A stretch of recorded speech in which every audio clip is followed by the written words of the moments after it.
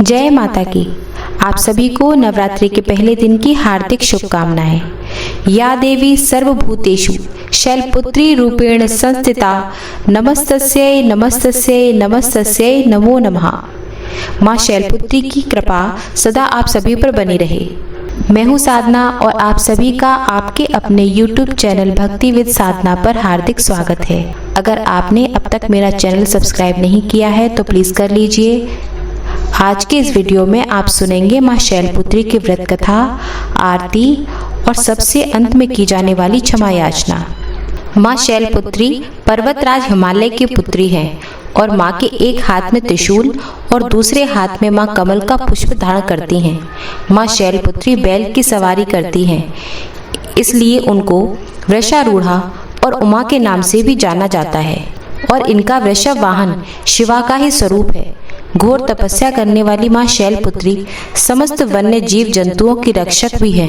शैलपुत्री अपने सभी भक्तों की रक्षा करती हैं। साथ ही जो भक्त योग साधना और तप करते हैं उनके ऊपर माँ की विशेष कृपा दृष्टि रहती है। पौराणिक कथाओं के अनुसार प्रजापति राजा दक्ष ने अपने निवास पर एक विशाल यज्ञ का आयोजन किया, जिसमें उन्होंने सभी देवी देवताओं को बुलाया, लेकिन अपने अपमान का बदला लेने के लिए उन्होंने शिवजी को नहीं बुलाया। जब माता सती को यह पता चला कि उनके पिता एक विशाल यज्ञ का आयोजन कर रहे हैं, तब उन्होंने भगवान शिव से यज्ञ में जाने की इच्छा जताई। उन्होंने बार बार भगवान शिव से अनुग्रह किया, लेकिन भगवान शिव ने उन्हें समझाया कि जब उनके पिता ने उन्हें आमंत्रित ही नहीं किया तो ऐसे में उन्हें बिना बुलाए नहीं जाना चाहिए। लेकिन देवी सती की बड़ी इच्छा थी तो उन्होंने बार बार भगवान शिव से आग्रह किया।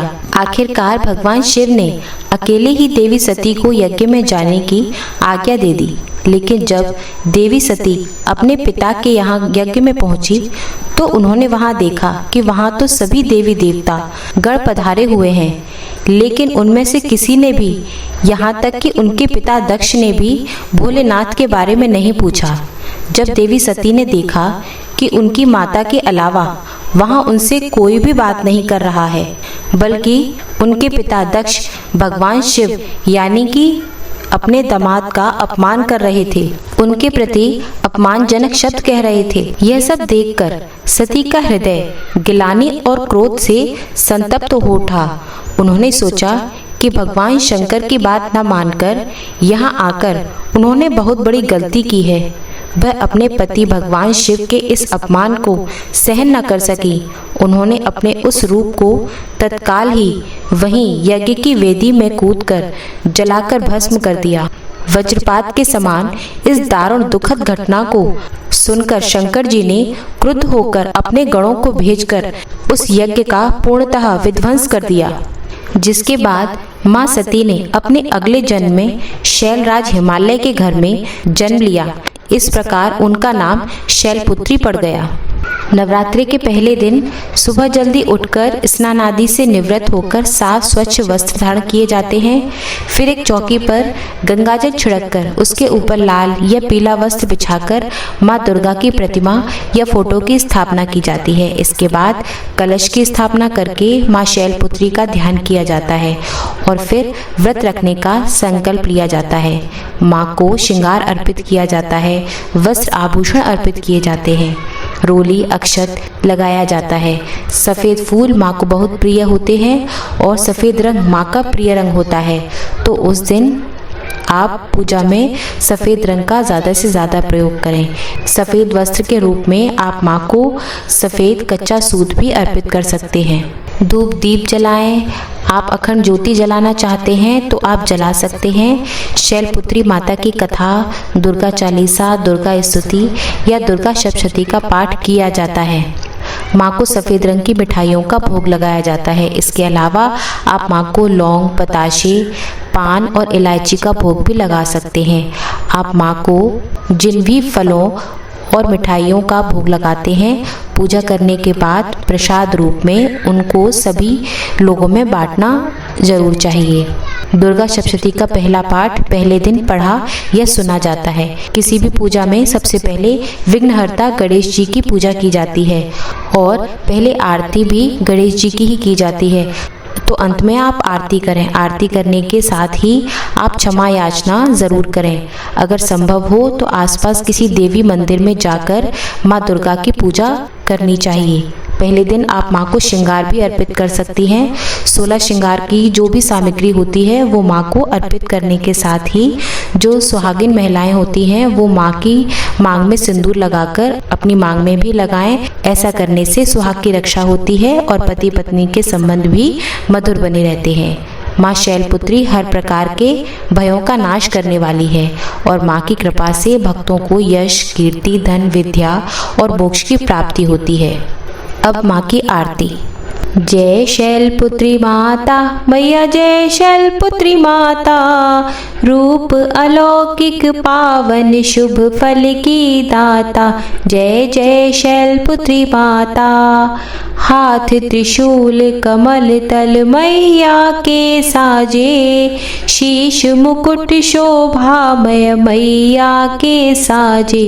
जय जय शैलपुत्री माता, दक्ष राज की कन्या शिव अर्धांगिनी तुम ही हो सती माता, पाप विनाशिनी तुम। जय जय शैलपुत्री माता, वृषभ सवारी माँ की सुंदर अति पावन, सौभाग्यशाली बनता जो कर ले दर्शन। जय जय शैलपुत्री माता, आदि अनादि अनामय तुम माँ अविनाशी, अटल अनंत अगोचर अतुल आनंद राशि। जय जय शैलपुत्री माता, 9 दुर्गाओं में मैया प्रथम तेरा स्थान, रिद्धि सिद्धि पा जाता जो धरता तेरा ध्यान। जय जय शैलपुत्री माता, प्रथम नवरात्रि जो माँ व्रत तेरा धरे, कर दे कृपा उस जन पर तू मैया तारे। जय जय शैलपुत्री माता, मूलाधार निवासिनी हम पे कृपा करना, लाल तुम्हारे ही हम दया दृष्टि रखना। जय जय शैलपुत्री माता, करुणामयी जग जननी दया नजर कीजे, शिव सती शैलपुत्री माँ चरण शरण लीजे। जय जय शैलपुत्री माता, जय शैलपुत्री माता, मैया जय शैलपुत्री माता, रूप अलौकिक पावन शुभ फल की दाता। जय जय शैलपुत्री माता। इस प्रकार से विधि विधान के साथ पूजा करने के बाद माँ से अंत में क्षमा याचना जरूर करनी चाहिए, ताकि पूजा पाठ या उपवास में जाने अनजाने कोई भी गलती हो गई हो तो उसका दोष ना लगे। हे परमेश्वरी, मेरे द्वारा दिन रात सहस्त्रों अपराध होते रहते हैं। अपनी भक्त समझकर मेरे उन अपराधों को आप कृपा पूर्वक क्षमा करो। हे परमेश्वरी, मैं आह्वान करना नहीं जानती, विसर्जन करना नहीं जानती तथा पूजा करने का ढंग भी नहीं जानती, मुझे क्षमा करो। हे देवी सुरेश्वरी, मैंने जो मंत्रहीन, क्रियाहीन और भक्तिहीन पूजन किया है वह सब आपकी कृपा से पूर्ण हो। सैकड़ों अपराध करके भी जो आपकी शरण में जय जगदम्बे कहकर पुकारता है उसे वह गति प्राप्त होती है जो ब्रह्मादि देवताओं के लिए भी सुलभ नहीं है। हे जगदम्बिके, मैं अपराधी हूँ किंतु आपकी शरण में आई हूँ। इस समय दया की पात्र हूँ, आप जैसा चाहो करो। देवी परमेश्वरी, अज्ञान से, भूल से अथवा बुद्धि भ्रांत होने के कारण मैंने जो कुछ भी कम या अधिक कर दिया हो वह सब क्षमा करो और प्रसन्न रहो।